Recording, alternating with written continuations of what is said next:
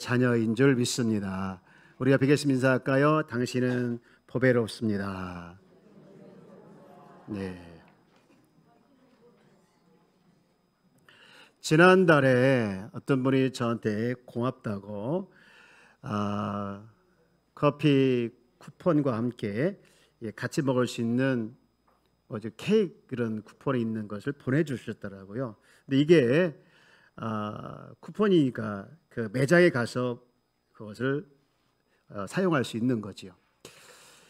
그런데 시간이 없어서 못 갔어요. 한참 동안. 커피라는 것이 혼자 마실 수 있는 것이 아니잖아요. 그래서 못 가고 이제 기회만 보고 있는데 무슨 생각이 드냐면 아무리 커피 쿠폰이 10개, 1000개 있다 할지라도 그것을 사용하지 않으면 여전히 커피는 내게 아니다. 사용할 때, 비로소 누려야 할 때 그것이 내 것이다. 그런 생각을 하게 되었습니다. 여러분, 신앙생활도 마찬가지로 우리가 하나님께서 주시는 많은 것들이 있는데 그것을 소유하고만 있으면 안 됩니다. 여러분, 신앙생활은 누리는 것이죠. 우리 제목 한번 같이 읽어볼까요? 의인의 삶을 누려라. 이렇게 여러분, 누릴 때 영적으로 성장을 합니다. 그런데 은혜만 구하고 그것을 담고 있기만 하면 성장은 없는 거예요. 바울은 자신이 삶에 대해서 이렇게 고백한 적이 있어요. 나는 그리스도 외에는 모든 걸 다 배설물 여긴다. 그래서 무엇과도 바꿀 수 없는 분이 바로 그리스도다. 이렇게 이야기를 했어요. 대단하지요? 정말 대단한 것 같아요. 그런데 그렇게 말할 수 있었던 이유가 뭐냐? 원인이 뭐냐? 그것은 그가 이루려고 했던 의, 그가 찾았던 의는 자기 힘으로 능력으로 이룰 수 있는 것이 아니라 바로 하나님부터 얻을 수 있다는 것을 깨닫고 그리고 하나님부터 실제로 얻은 다음에 그 얻은 배경이 바로 그리스도 때문이었기 때문에 그리스도로 인하여 모든 것은 그 외에 다 배설물로 이렇게 생각을 했어요. 그래서 자신이 이 의에 대해서 얼마나 이제 생각을 많이 하고 또 목숨을 많이 걸 정도로 신경을 많이 썼는지에 대해서 이렇게 표현한 말씀이 있는데 빌립보서 3장 5절 이렇게 자기에 대해서 소개를 하죠. 나는 하면서 쭉 자신을 어떤 사람이다라고 소개를 해요. 할례를 받았고 8일 만에 또 이스라엘 족속이고 베냐민 지파고 히브리인 중 히브리고 그리고 율법으로는 바리새인이다. 이렇게 쭉 설명하면서 결론 6절에 뭐라고 하냐. 열심으로는 교회를 박했고 그리고는 율법의 의로는 흠이 없는 자. 이게 바로 자신이라는 것을 소개를 했어요. 이게 과거였죠. 그런데 이게 하나님께서 원하는 의가 아니었습니다. 하나님께서 원하시는 의, 자기는 율법을 지킴으로 말미암아 하나님이 원하는 의를 가질 수 있고 이룰 수 있다고 해서 정말 의를 지키는 일에 또 의를 얻는 일에 최선을 다해서 그래서 의로는 흠이 없는 그런 사람으로 이렇게 자신 스스로 평가를 했죠. 그러나 그가 하나님께서 원하시는 의는 내가 율법을 지켜서 얻는 의가 아니라고 하는 것을 깨닫고 하나님이 원하시는 의는 그리스도가 가진 의, 주님이 가지고 있는 의를 하나님께서 원하시는 것을 알게 되죠. 그런데 그 의를 얻는 방법은 바로 그리스도를 내가 받아들일 때 그리스도 안에 있는 의를 내가 얻는다는 것을 알게 되었고 그래서 그리스도를 받아들이고 말미암아 이제 그리스도 안에 있었던 의를 내가 갖게 된 그래서 이제 더 이상 나는 죄인이 아니라 의인이라는 것을 이제 고백하고 있죠. 그러면서 그는 고백하기를 내가 가지고 있는 이 의는 율법을 지킴으로 말미암아 가지게 된 의가 아닙니다. 내가 가지고 있는 이 의는 내가 예수 그리스도를 믿음으로 말미암아 얻게 된 의입니다. 이렇게 고백을 하죠. 그게 어디에 나오면요. 빌립보서 3장 9절인데 이 부분을 우리가 같이 한번 읽어볼까요? 시작. 그 안에서 발견되려 함이니 내가 가진 의는 율법에서 난 것이 아니요 오직 그리스도를 믿음으로 말미암은 것이니 곧 믿음으로 하나님께로부터 난 의라라는 것이. 내가 가진 의는 어디서 난 것이 아니라는 거예요. 율법에서 난 것이 아니고 누구로부터 난 의라 해서 맨 끝에 하나님께로부터 난 의라는 것을 고백하는 것이죠. 그래서 너무 기뻤던 거예요.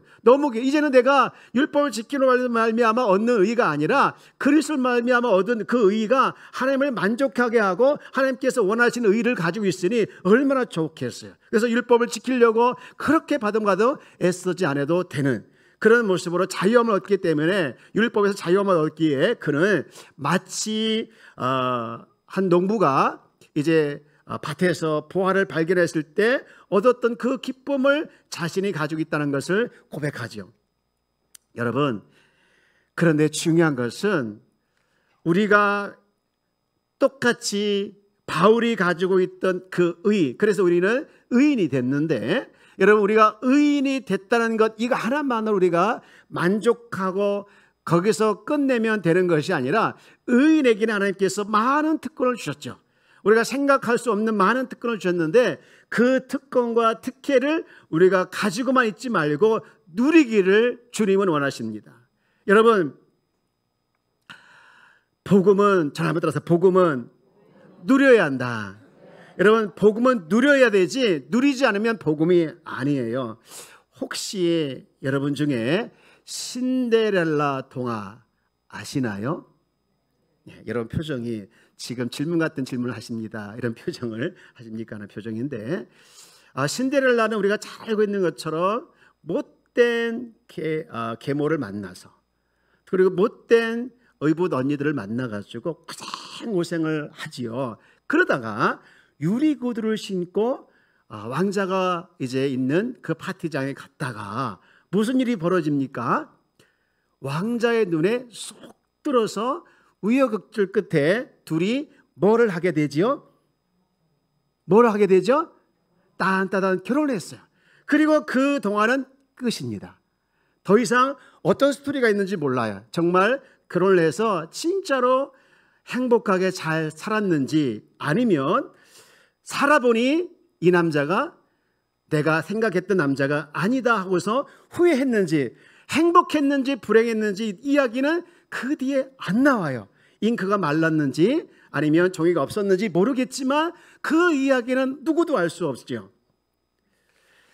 여러분, 조금 이제 억지 같지만 우리가 신앙생활에 여러분 이런 부분과 흡사할 수가 있다는 것이죠. 우리가 믿음으로 의롭다고 되었다면 거기서 끝나는 것이 아니라 어떤 은혜를 주셨는지 알고 그것을 우리가 누리는 데까지 가야 된다는 것이죠. 여러분, 오늘날 전도가 안 된다고 합니다. 왜 전도 안 되느냐? 이유가 있어요. 내가 예수 믿고 너무 행복하다 이런 걸 보여줘야 되는데 그게 안 되기 때문에 우리가 다른 사람들에게 누리지 못하니까 이게 전도가 잘 안 될 때가 있다는 것이죠. 어떤 사람은요, 예수 십자가 지고 돌아가실 때 그 옆에 강도가 둘이 있었지 않습니까? 한 사람은 이제 마지막에 예수를 받아들이고 천국 갔고, 한 사람은 끝까지 부인해서 지옥 갔잖아요. 여러분, 근데 그 한 사람 마지막 끝까지 이제 버티다가 예수를 믿고 죽은 그 사람, 그래서 낙원에 간 사람, 그 사람을 되게 부러워하는 사람들이 많아요. 왜 그럴까?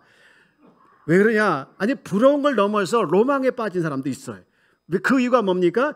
그 사람은 자기 마음대로 할 일 다 하다가 실컷 지 말대로 살다가 마지막에 예수를 딱 영접하고 5분 남겨놓고 천국 갔으니까 얼마나 멋있어요. 얼마나 멋있어요. 네, 여기 계신 분들도 그런 분들 혹시 있는지 모르겠어요. 네, 그런데요, 그것은요 하나만 알고 열은 모르는 거예요. 하나님을 믿고 예수를 영접하는 사람들이 누려야 할 것들 많이 있는데 그것을 하나도 못 누리고 간 거 아니겠어요? 여러분, 늘 우리는 하나님께서 우리에게 천국 갈 수 있는 티켓을 주셨는데 그 티켓을 우리가 장롱 속에 가둬놓고 나중에 천국 갈 때만 사용하길 원하시는 마음이 주님의 마음이 아닙니다. 천국 티켓을 받았으면 그것을 이 땅에서 천국의 삶을 살아가도록 원하시는 것이 주님의 마음이라는 것을 여러분 기억하시며, 여러분 날마다 이 땅의 삶이 천국의 삶이 되어지기를 주의 이름으로 축복합니다. 우리 옆에 계신 인사할까요? 이 땅에 천국이 됩시다. 그러면 오늘 본문에서 우리가 누려야 할 것이 무엇인지를 살펴보는데 우선 1절을 한번 읽어보겠습니다. 시작. 그러므로 우리가 믿음으로 의롭다 하심을 받았으니 우리 주 예수 그리스도로 말미암아 하나님과 화평을 누리자. 아멘이십니까? 누리자 이렇게 말씀했죠. 근데 1절 첫 부분에 그러므로 시작하죠. 이 그러므로라는 것은 결론인데 1장부터 4장까지 쭉 설명한 것의 결론이에요. 1장부터 4장까지 뭘 설명했느냐, 어떻게 의롭게 되는가에 대한 설명을 했죠. 그리고 다시 한번 1절에서 한 줄로 요약하는데 다시 한번 1절 보여주시면 이렇게 되어 있죠.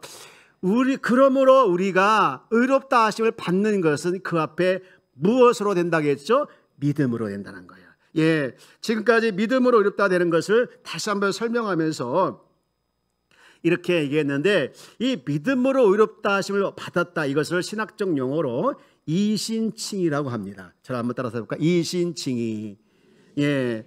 근데 이 이신칭에는요, 우리가 이 생명을, 우리 생명이 다할 때까지 우리 마음속에 항상 우리가 신앙생활하면서 잊지 말아야 할 핵심 중에 핵심인데, 이 교리를 우리가 5장 1절과 2절에서 이야기하고 있는데 1절 읽었으면 우리 한 번 더 2절까지 읽어볼까요? 2절 한 번 더 읽어봅시다. 시작. 또한 그로 말미암아 우리가 믿음으로 서 있는 이 은혜에 들어감을 얻었으며 하나님의 영광을 바라보고 즐거워하느니라. 여러분 1절과 2절을 쭉 읽으면서 어떤 생각을 하셨는지 모르겠지만 구성이 원인과 결과로 나와 있더라고요. 보면 1절에 원인이 있고 2절에 1절과 2절에 똑같이 결과들이 나오는데 그 원인이 뭐냐? 원인은요, 우리가 의롭다 하심을 받았다는 것이 원인이에요. 그런 말미암아 결과가 뭐냐? 두 가지가 나오는데, 하나는 첫 번째 결과는 하나님과 화평을 누리게 되는 것이고, 또 2절에 보면 또 하나의 결과가 있는데, 은혜를 얻어서 은혜에 들어가는 것이 하나 있고, 또 하나는 하나님의 영광을 바라보는 것, 이것이 역시 결론이 있더라고요. 그래서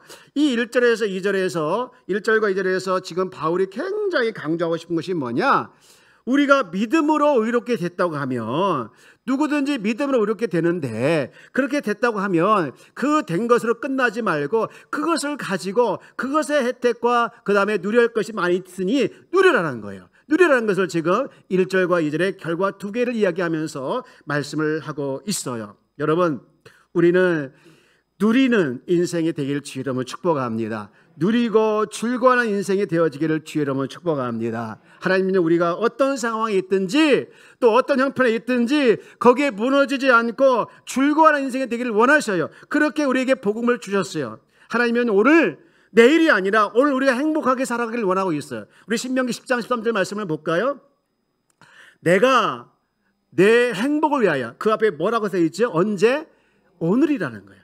내 행복을 위해서 내가 명하는 명령과 율법을 주었는데 이걸 지키라는 거예요. 여러분, 하나님은 우리가 내일도 행복하기를 원하지만 오늘 우리 삶 가운데 지금 행복한 삶을 살아가길 원하고 있음을 기억하면서 행복한 삶을, 즐거워하는 삶을 여러분 복음으로 말미암아 회복하시고 누리기를 주의 이름으로 축복합니다. 어떤 상황에, 작은 상황에 여러분 함몰되어서 복음을 다 까먹지 말고, 복음의 능력 까먹지 말고 회복하여서 누리는 그런 삶이 정말 여러분 삶이 되었으면 좋겠어요. 이것이 하나님의 마음이고 하나님의 생각인 걸 기억하며 살아내는 우리 귀한 성도가 다 되어지기를 축원합니다. 그러면 어떤 걸 누려야 될까? 세 가지를 말씀을 드릴 수 있는데, 첫 번째는요, 가장 강력한 거예요. 하나님과의 화평입니다. 한번 따라서 해볼까요? 하나님과 화평이다. 1절 다시 한번 보게 되어지면, 그러므로 우리가 믿음으로 의롭다 하심을 받았으니 우리 주 예수 그리스도로 말미암아 하나님과 뭐를 누리자? 화평을 누리자. 이렇게 되어 있죠. 이 화평이라고 하는 것은 헬라어로 에이레넨인데 우리가 잘 알고 있는 히브리어 샬롬과 똑같은 거예요. 샬롬 똑같은 건데, 근데 이 샬롬, 이 화평은요, 언제 얻는 거냐면 우리가 일반적으로 그냥 갑자기 월급이 2배 올랐거나 또는 진급을 했을 때 즐거워서 하는 그런 화평이기보다는 이 하나님과의 관계에서 회복되었을 때 기분이 좋을 때 얻는 그 화평을 말하는 것이죠. 비약이 조금 이제 비유가 약할 수 있겠지만, 우리가 사이가 안 좋으면, 또 부부간에도 또 부모 자식간에도 사이가 안 좋으면 서먹해지잖아요. 그러다가 다시 사이가 좋아지면 이제 다시 관계 회복되어지면 다시 이제 좋아지죠. 그때 좋아지는 기분, 이것이 바로 샬롬, 평화, 화평이라는 것이죠. 오늘 우리가 서로 혹시라도 이제 서먹한 관계가 있다고 하면 이 2023년도 마무리를 하면서 서로 관계가 회복되어지길 주의 이름으로 축복합니다. 그래서 여러분 안에 화목이, 이 샬롬이 다시 한번 회복되어지는 은혜가 있기를 축복합니다. 그런데 이 샬롬에서 중요한 게 더 있는데 그게 뭐냐? 그리스도로 말미암아라는 것이죠. 오늘 다시 1절 보면 예수 그리스도로 말미암아 하나님과 화평을 누리자 이렇게 되어 있는데, 여러분 이 말은 예수 그리스도가 개입하지 않는 것은 샬롬이 아니라는 것이죠. 왜 그러냐? 로마서 5장 10절 말씀에 보니 이렇게 되어 있더라고요. 곧 우리가 원수 되었을 때 그의 아들의 죽으심으로 말미암아 하나님과 뭐하게 되었다는 것이죠? 화목하게 됐다는 거예요.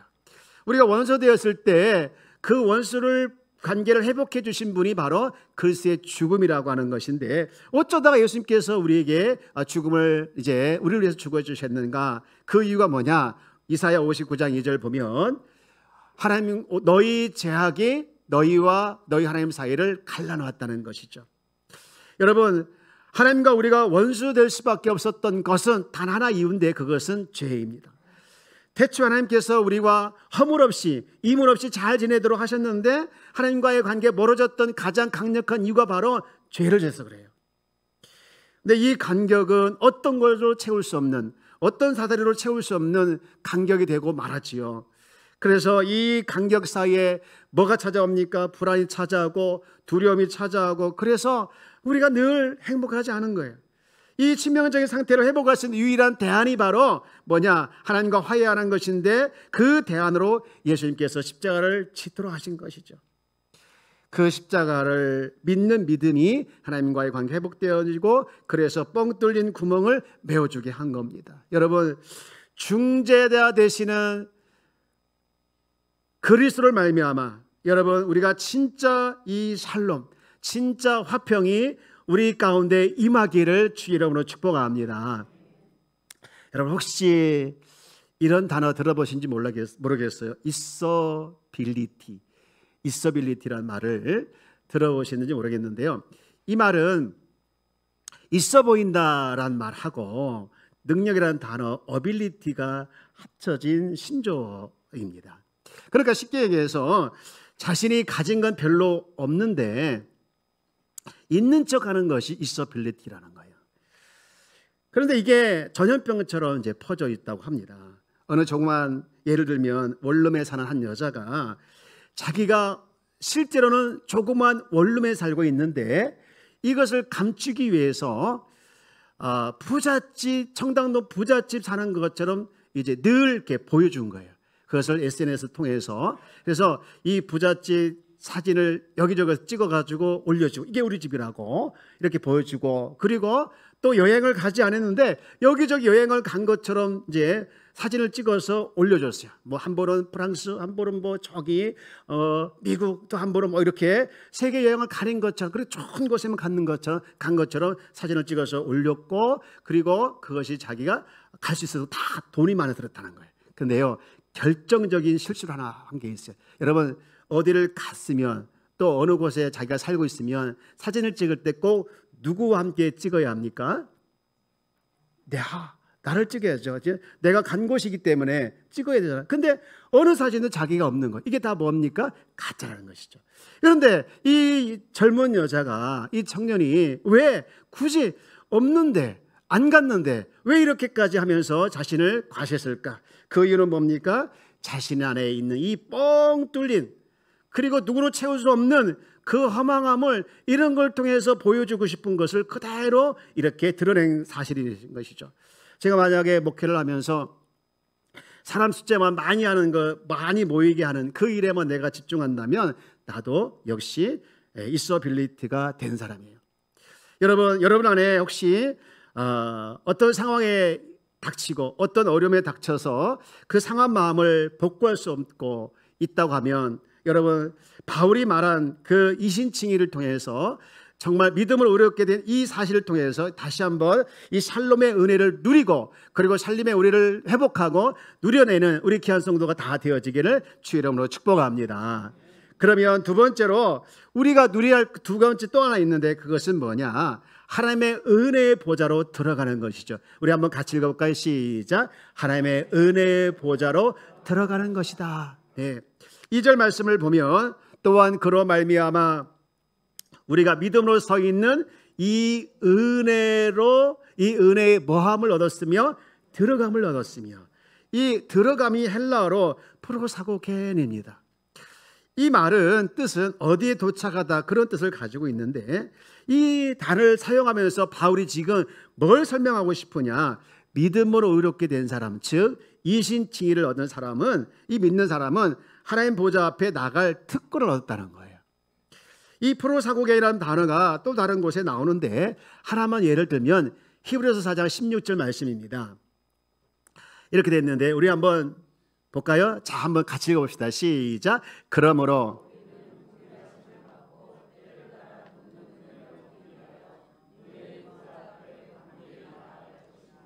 아멘.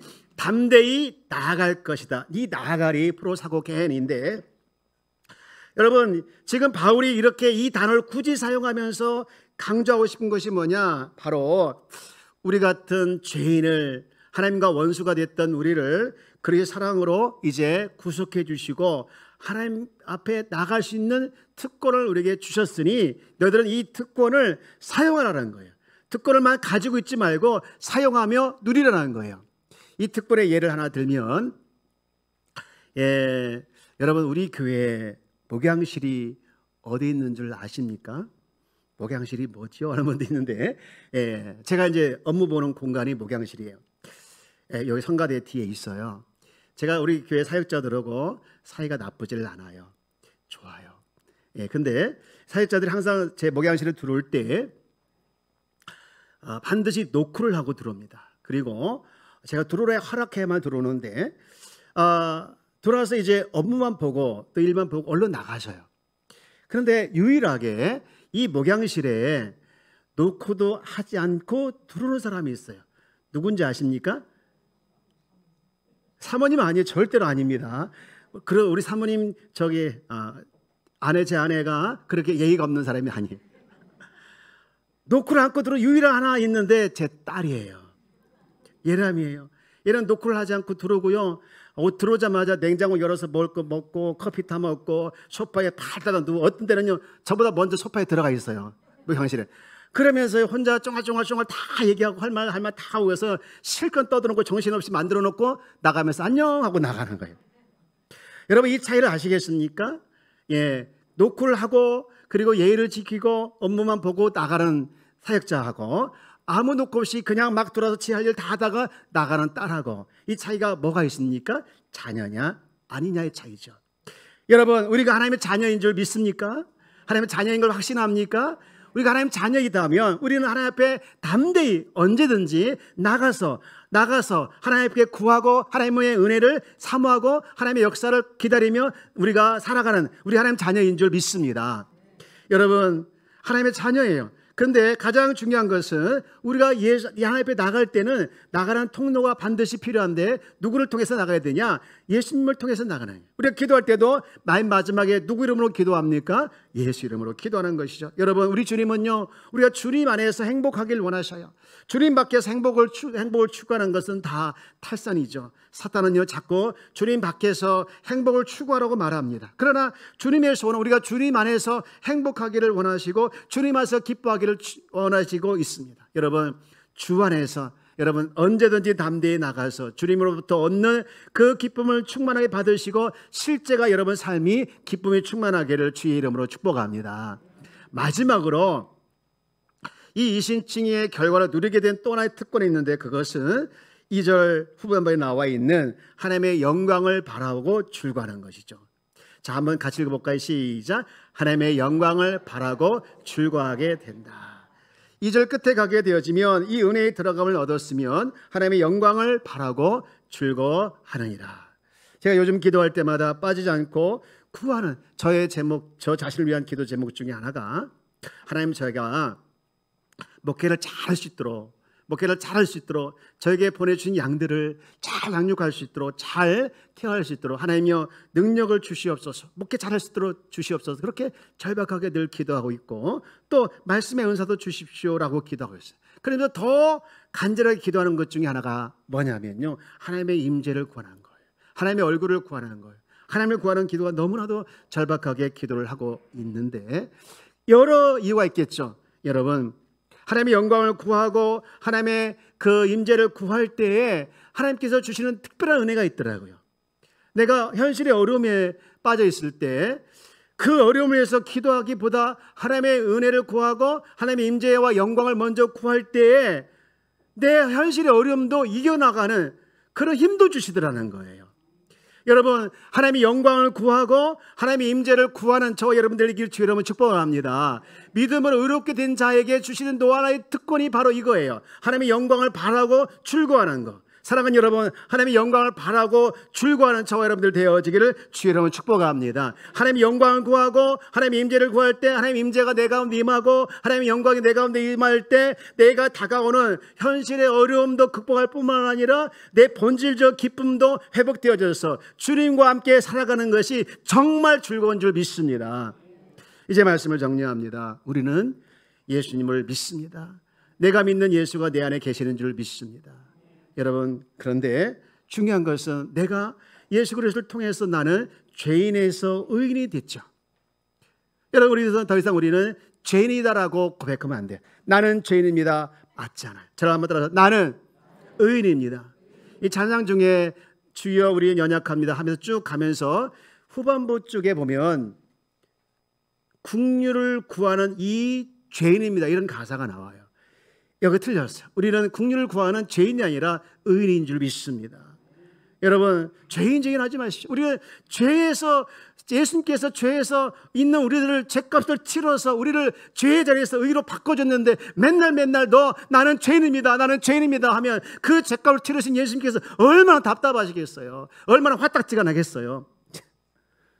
여러분, 나는 긍휼을 구하는 죄인이 아니라 나는 하나님 앞에서 여러분 의인임을 당당하게 선포하고 의인으로서 누릴 특혜와 의인으로서 누릴 특권을 누리며 살아내는 우리 귀한 성도가 되어지기를 주의 이름으로 축복합니다. 언제까지나 이 의인의 삶을 장롱 속에 집어넣고 나는 죄인입니다, 옛사람입니다, 구습을 쫓아가는 옛사람입니다 이렇게 하면서 살아가실래요? 2024년도 우리가 마무리하면서 이제 여러분들 의인의 삶이라는 것을, 이 정체성을 가지고 이제부터라도 일어서서 의인의 삶을 누려내는 우리 귀한 성도가 다 되어지기를 주의 이름으로 축복합니다.